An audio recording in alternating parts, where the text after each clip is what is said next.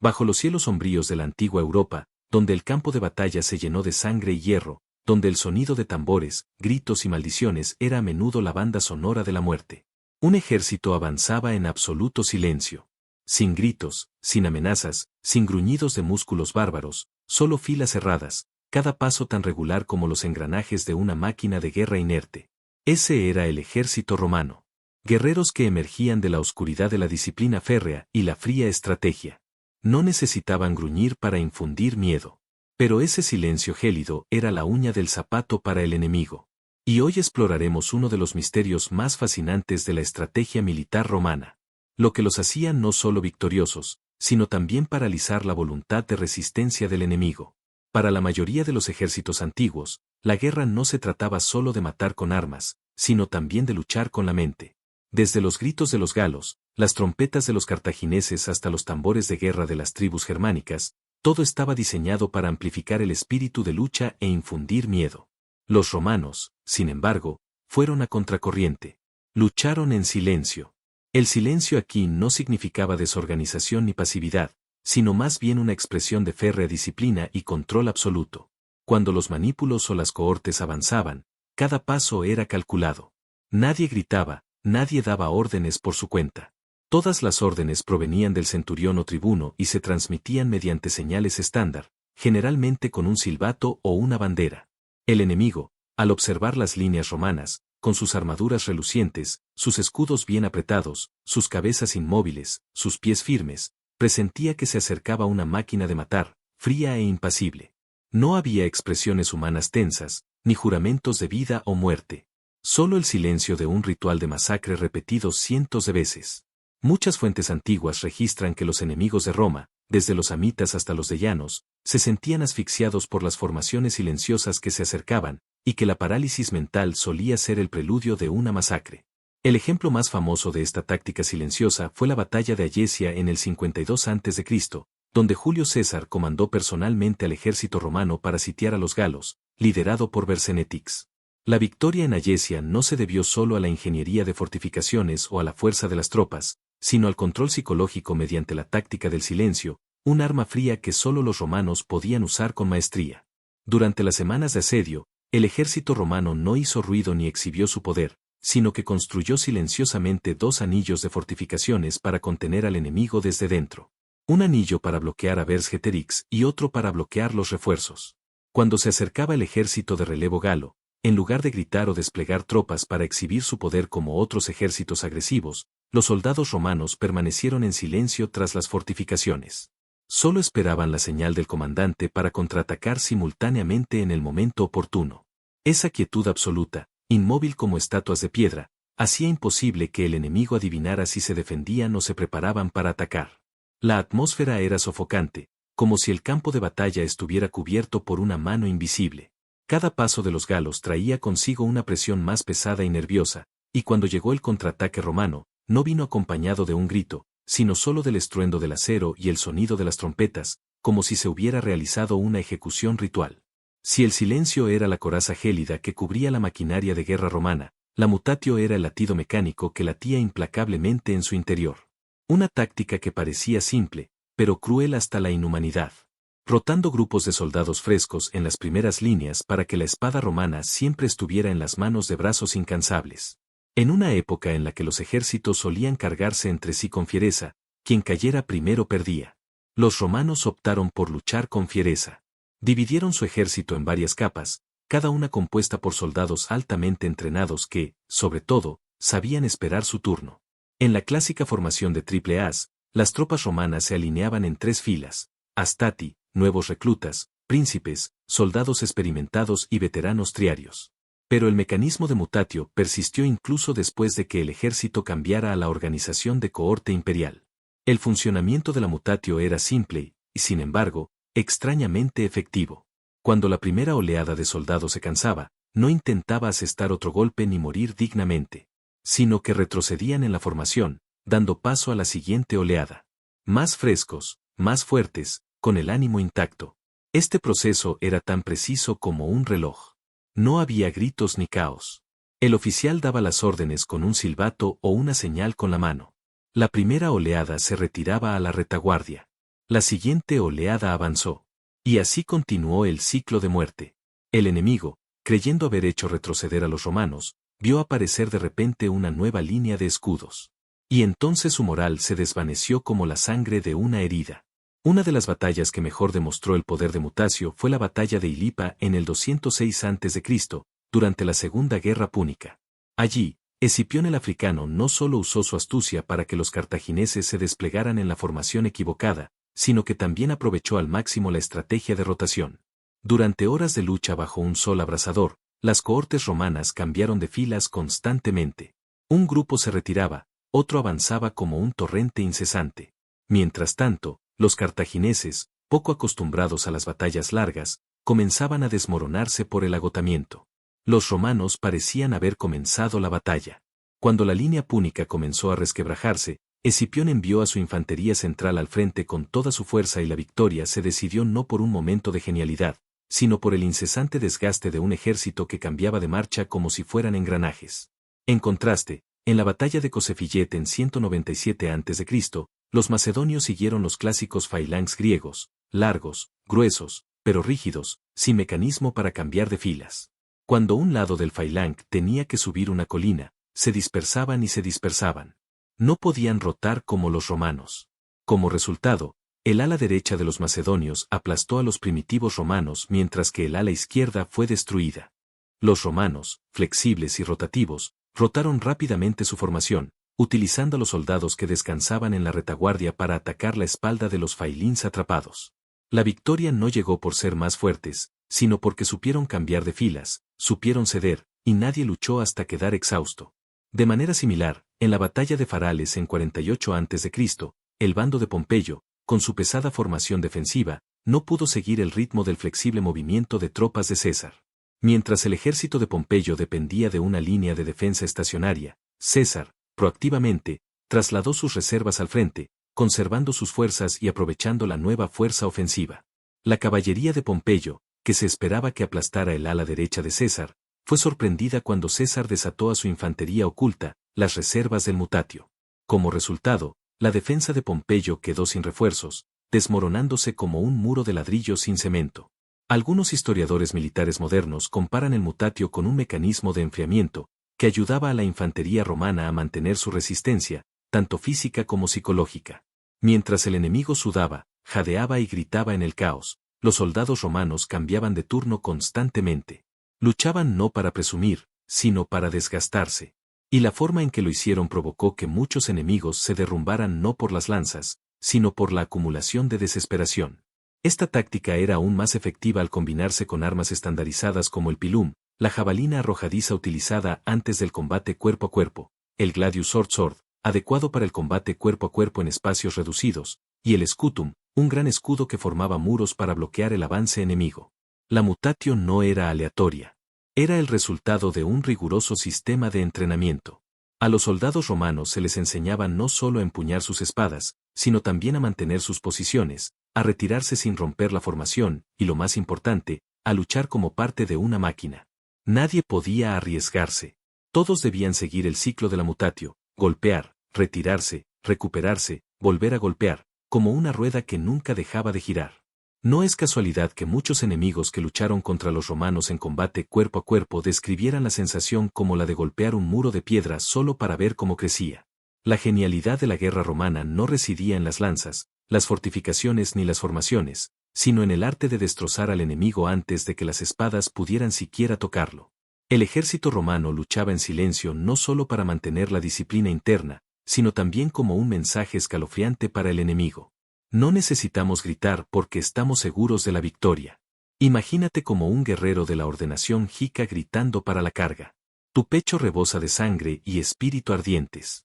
Y ante ti, el enemigo no grita, no ruge amenazante. No toca tambores. Solo hay un muro de sangre y bronce brillante, inmóvil, frío como el mármol. La sensación no es solo de desconcierto. Es un miedo primario a una máquina de matar sin emociones. En muchas batallas, especialmente con ejércitos tribales o semiorganizados que se basan en el espíritu colectivo, la rabia y el impulso inicial, ese silencio corta como un cuchillo invisible en su espíritu. Esperan una sangrienta batalla de emociones. Pero lo que obtienen es un frío ritual de matanza, como si hubieran entrado por error en un matadero. La táctica de la mutatio solo propaga esta sensación de horror. En cuanto se rompe una línea de soldados, parece que el enemigo ha sido repelido. Entonces aparece una nueva línea, sin sudor, incansable, con la mirada fija al frente y los escudos aún firmemente en la mano. La formación no se rompe. Nadie corre. No hay nuevos reclutas ni refuerzos. Es solo un escuadrón rotatorio que cambia como un reloj. Y empiezas a comprender que no estás luchando contra hombres. Estás luchando contra máquinas. Y si necesitas un ejemplo vívido, observa la batalla de Telmon en el 225 a.C. En esta batalla, la confederación GIC de las tribus Insubé y Boyai, guerreros reconocidos por su ferocidad, cayó en una doble trampa cuando dos ejércitos romanos los rodearon simultáneamente por delante y por detrás. Aunque el ejército de la GIC se había formado inicialmente en una formación de batalla simétrica, el frío orden de los ejércitos romanos los desconcertó. El ejército de la GAC, aunque numeroso y tenaz, no pudo soportar la presión psicológica de los dos muros de silencio. No se derrumbaron porque estuvieran en inferioridad numérica, sino porque comenzaron a morir en sus mentes antes de morir en el campo de batalla. Tras horas de presión y embestidas por ambos bandos, su moral se desplomó. No fue una victoria física, sino una completa aniquilación psicológica. No fue casualidad. Los generales romanos entendían la guerra psicológica mejor que nadie. Julio César no se jactaba del número de enemigos abatidos, sino que hablaba de desbaratar las filas enemigas, infundir miedo o quebrantar su espíritu. Porque el miedo, no las espadas, decide una batalla. Y el silencio es más que una táctica. Es un vínculo de equipo. En silencio, cada soldado se siente como un eslabón anónimo en una masa inextricable de acero. Nadie destaca ni se derrumba. Pero al otro lado, entre los gritos, se oyen los individuos solitarios. Cada grito aislado. Cada hombre se da cuenta poco a poco de que muere en su propio pánico. Como escribió Tácito, los romanos se movían y atacaban más como máquinas que como hombres. Y en esa máquina, el silencio no es una carencia. Es una abundancia de fuerza. No hay necesidad de hablar. No hay necesidad de gritar. El enemigo lo hará por nosotros cuando empiece a correr. Pero lo más aterrador no era la formación, ni las tácticas, ni las armas. ¿Qué hacía que las diminutas hojas de Gladius cortaran más profundamente que cualquier gran espada? ¿Qué hacía que cada paso del avance romano fuera como la rueda de la historia? Era la disciplina. La disciplina no solo mantenía a los soldados romanos a raya bajo presión, sino que también los convertía en instrumentos programados para la victoria. Nadie se dejaba llevar. Nadie abandonaba su posición. Nadie se ponía en fuga por miedo. En un ejército así, cada acción era un eslabón en una reacción en cadena de destrucción donde la disciplina no solo mantenía unida la formación, sino que también quebraba la columna vertebral espiritual del enemigo. Durante siglos, el ejército romano se construyó como la primera organización militar industrializada de la historia de la humanidad. No había lugar para el capricho, ni tiempo para héroes solitarios ni para la acción emocional. Desde el ritmo de sus pasos hasta el de su respiración. Desde la forma en que armaban sus tiendas hasta la forma en que envainaban sus espadas, todo tenía reglas, ritmos y normas. Y lo más importante, a nadie se le permitía romper filas ni siquiera medio paso. Fue esta base la que convirtió el combate silencioso en un ejercicio de fuerza y voluntad. Un recluta germánico se sentía tenso al guardar silencio en medio de una batalla, mientras que un legionario romano se sentía seguro. Para los romanos, el silencio era señal de que todos hacían lo correcto. Durante el entrenamiento, los soldados romanos solían marchar decenas de kilómetros en silencio, deteniéndose, cambiando de formación, desenvainando sus armas, todo sin decir palabra. Aprendieron a sentir a sus camaradas a través del contacto de sus hombros, del movimiento rítmico de sus filas. Esto no solo mejoraba la coordinación, sino que también forjaba a cada soldado en un cuerpo sólido. Por el contrario, el enemigo, por numeroso, valiente o salvaje que sea, carece de disciplina, su mayor debilidad. Puede ganar la batalla inicial con brío y ferocidad, pero será aplastado por la determinación inquebrantable de un bloque de hierro silencioso. Por eso también la mutatio funciona con tanta fluidez. No puede haber cambios de formación efectivos sin la obediencia absoluta de cada soldado. No puede haber rotación durante horas si un soldado cree estar cansado y se retira por su cuenta, o si el comandante no escucha órdenes claras. La disciplina hace que cada movimiento sea tan preciso como un engranaje de una máquina, lo que ejerce una presión invisible sobre el enemigo. No se cansan. No entran en pánico. No temen.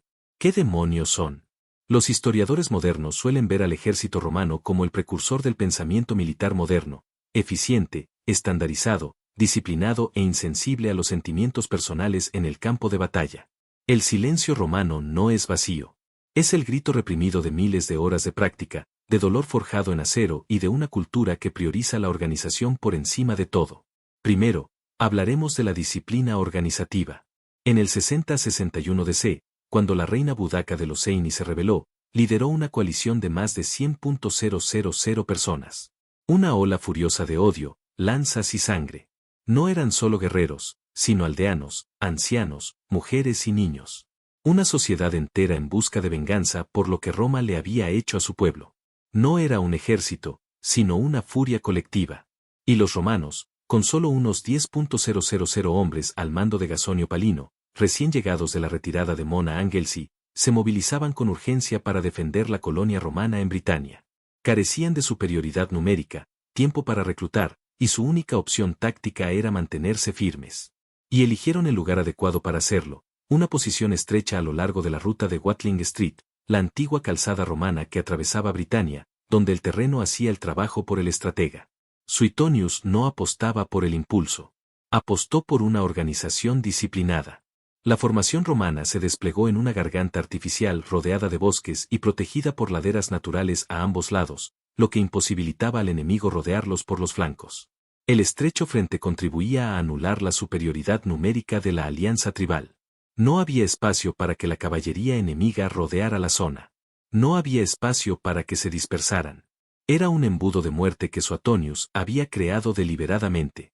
La formación no era dispersa, sino compacta en profundidad, dividida en varias líneas, con la primera línea lista para absorber el primer golpe. La retaguardia podía avanzar en sucesión ordenada. No se trataba de una formación de batalla improvisada. Era el resultado de una estructura militar estandarizada durante siglos. Mientras el ejército de Boudica avanzaba entre gritos y confusión, los romanos no reaccionaron emocionalmente. No se retiraron, no contraatacaron, no temblaron. Esperaron, manteniendo sus filas, dejando que el enemigo rompiera su formación mientras se abrían paso, luchando por espacio para blandir sus armas. Y cuando el enemigo era demasiado numeroso, atrapado entre el frente y la retaguardia, incapaz de girar, incapaz de retirarse, los romanos contraatacaron con una formación que permaneció intacta como si la batalla nunca hubiera ocurrido. La organización era armadura. Era armamento. Era victoria. Un aspecto a considerar es la disciplina del entrenamiento. Los romanos no eran superhombres, pero fueron entrenados para no actuar como humanos en la batalla. No era casualidad que a los soldados romanos se les llamara máquinas de matar ambulantes. No los impulsaba la adrenalina. No reaccionaban intuitivamente. Operaban por operación. Cada paso, programado de antemano, se repetía hasta quedar arraigado. Mientras el ejército aliado de Boudica cargaba con sangre y gritos, los soldados romanos guardaban silencio, moviéndose al unísono al mando. No necesitaban mirar a su alrededor para saber qué hacer. Cada hombre conocía su lugar, su rol, lo más importante, a nadie se le permitía ser creativo en combate. Cualquiera que abandonara la línea sin permiso era eliminado, ya que un hueco en la formación significaba la muerte del hombre a su lado. Desde lanzar un pilono a la distancia óptima para penetrar la armadura sin ser devuelto.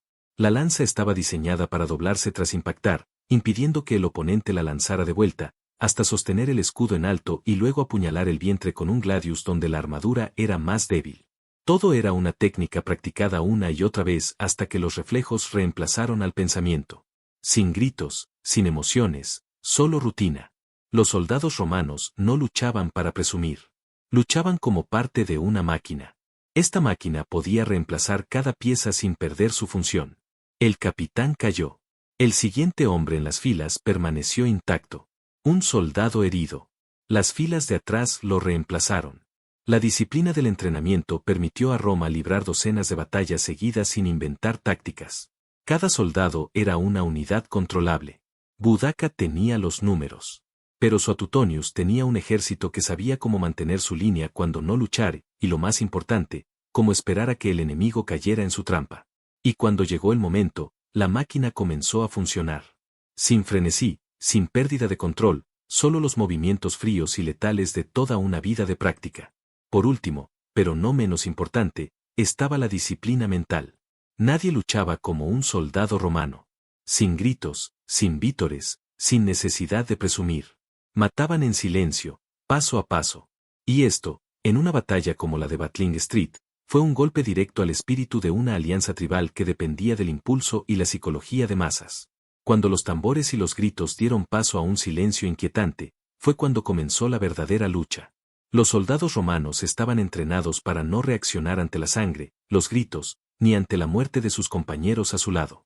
Cuando los hombres de Boudaca cargaron y fueron detenidos, presionados contra sus propios camaradas tras ellos, y vieron la fría línea romana erguida como un muro de piedra, el miedo se apoderó de ellos. No porque estuvieran perdiendo, sino porque no entendían por qué no ganaban. La mentalidad de la multitud pasó de la hesitación a la confusión y de la confusión al pánico. Y entonces los romanos avanzaron. Sin desorden, sin ruptura de filas, solo un tridente de acero que aplastó lentamente todo a su paso. Nadie rompió posiciones. Nadie se emocionó tanto como para arriesgarse. Simplemente avanzaron, mataron y mantuvieron su formación como si nada hubiera pasado. Con tal disciplina mental, no necesitaban ganar emocionalmente. Solo necesitaban resistir hasta que el enemigo se derrumbara desde dentro. Mientras el enemigo huía, tras ellos había carros, barracones, familias, formando un nudo de muerte donde miles fueron pisoteados por sus aliados. No fue la espada, sino el pánico lo que acabó con los rebeldes. Y en el silencio de una máquina de matar sin emociones, se aplastó todo un levantamiento. El legado de la táctica de la guerra silenciosa no radica tanto en cuántos ejércitos fueron aplastados ni en cuántas tierras se conquistaron. Lo que permanece miles de años después es una fría pero profunda lección sobre la naturaleza del poder organizado, que en la guerra la estabilidad interna puede ser más poderosa que la fuerza externa, que un ejército silencioso pero unido siempre prevalecerá sobre una multitud que grita en el caos. Muchos ejércitos a lo largo de la historia han intentado copiar las tácticas, el equipamiento e incluso la estructura militar romana. Pero pocos han logrado copiar su cualidad más aterradora, su silencio mortal. No era solo un comportamiento, sino una mentalidad, una cultura, una filosofía militar, donde gritar no era señal de lucha, sino de derrota. Desde las campañas en la Galia y Judea hasta los mortíferos enfrentamientos en Britania, los romanos no ganaron porque estuvieran ciegos al dolor o fueran superados en número, sino porque mantuvieron su posición, mantuvieron la cabeza fría y guardaron silencio cuando todo a su alrededor se derrumbó. En el fragor de la batalla, no eran los gritos lo que marcaba la diferencia entre la vida y la muerte, sino el control. Y a mayor escala, luchar en silencio es una metáfora perfecta de lo que el Imperio Romano legó a la posteridad. El concepto de poder disciplinado, del poder de la organización y de una victoria que no provenía de la emoción, sino de la persistencia, el consenso y la capacidad de saber qué hacer. En el mundo moderno, el ruido de los medios, el caos de la multitud y las emociones del momento a menudo oscurecen los verdaderos valores. Pero la historia nunca ha olvidado. Las cosas más grandes a menudo llegan sin ruido. El verdadero poder no necesita ser declarado. No se jacta. No hace alarde. No ruega por reconocimiento. Simplemente avanzó con firmeza, en silencio y sin detenerse. Los romanos lo entendieron, y por eso no ganaron una batalla, una campaña ni un siglo.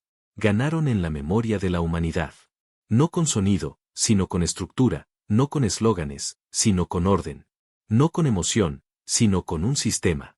Bajo su reluciente acero y sus formaciones mecánicas, el ejército romano luchaba no con espadas, sino con mentes de acero y frío cálculo. Si esta táctica te da escalofríos y empiezas a comprender por qué los romanos sembraban el terror sin una sola amenaza, felicidades. Has comprendido el silencio que Europa una vez temió. No dejes que las ruedas del conocimiento se detengan, pues la historia nunca duerme y el conocimiento nunca deja de conquistar.